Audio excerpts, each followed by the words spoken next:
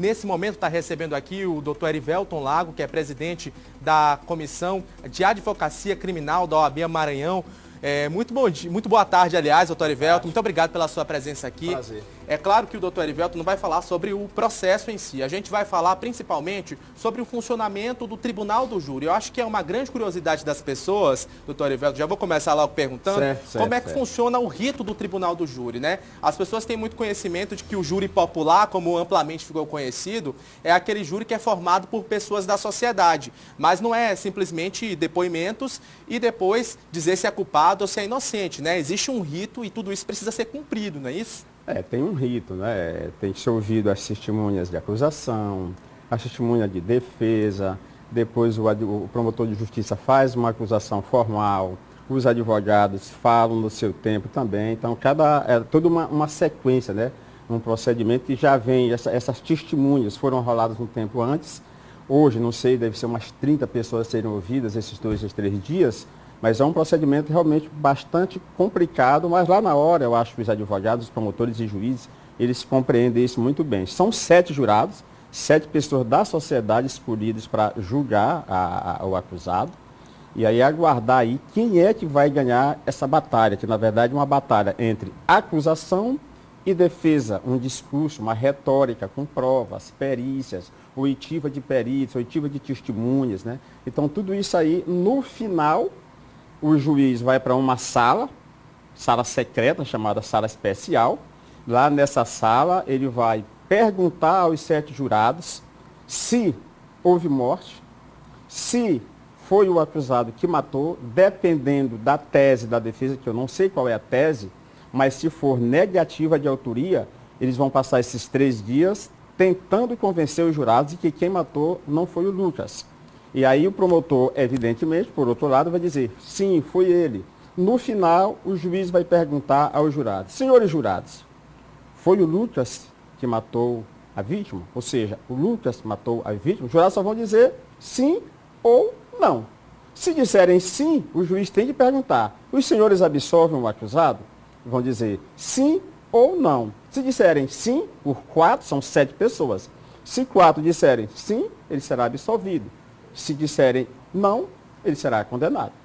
Agora, quem define a dosimetria da pena é o juiz, não é isso? O jurado, na verdade, eu até considero, enquanto isso aos meus colegas, que existe o juiz como 8º jurado. Os jurados só vão dizer se ele praticou o fato.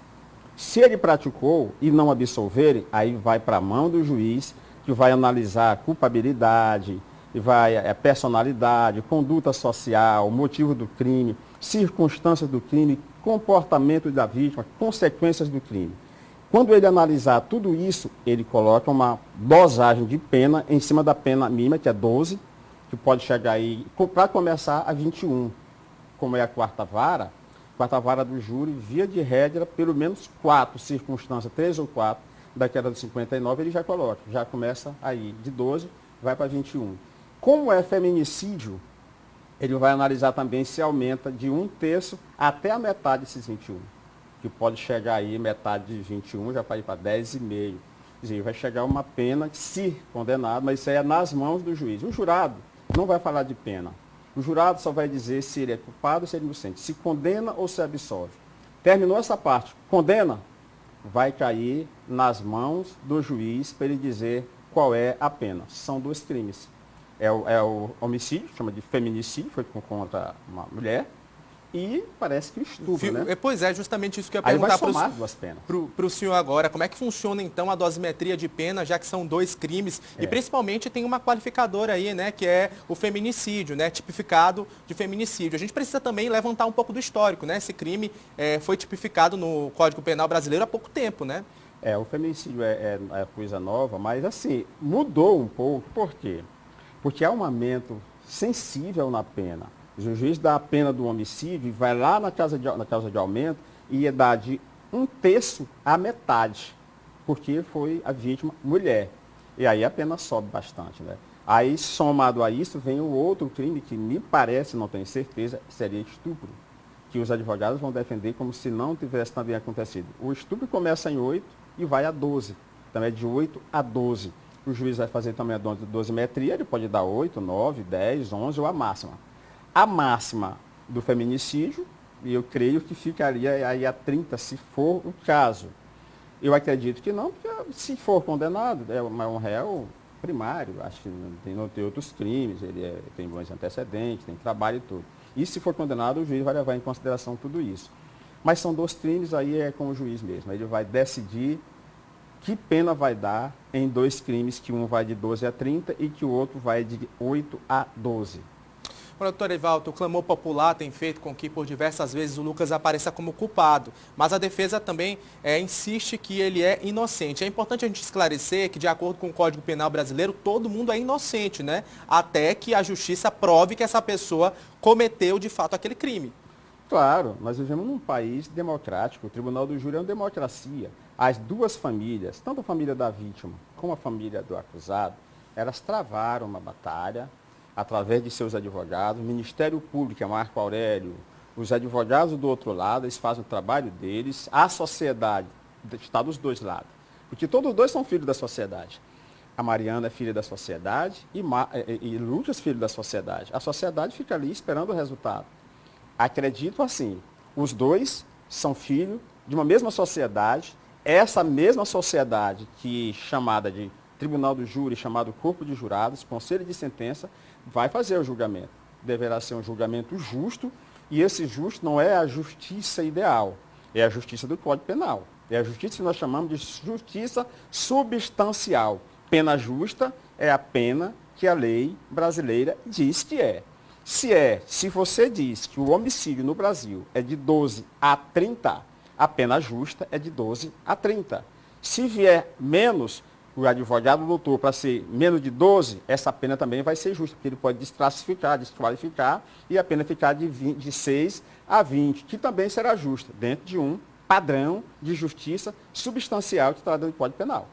Olha, eu acredito que o senhor conheça o doutor Ribamar. Qual é o perfil dele? Como é que ele costuma conduzir o Tribunal do Júri?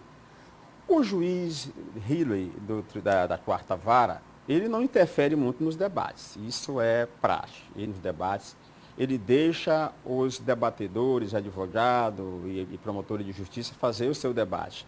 O problema é na hora da pena, né? Nós advogados sabemos, é um juiz, como nós chamamos de mão pesada, não é? Mas mão pesada dentro do limite, né? Ele não vai dar uma pena de 60 anos se a pena máxima é 30, só se estiver dentro do critério de justiça do Código Penal e do Código de Processo Penal. Ele não vai dar uma pena de 5 se é de começa em 12, se o advogado não conseguir desqualificar, tirar as qualificadoras, que faz aumentar, faz começar em 12.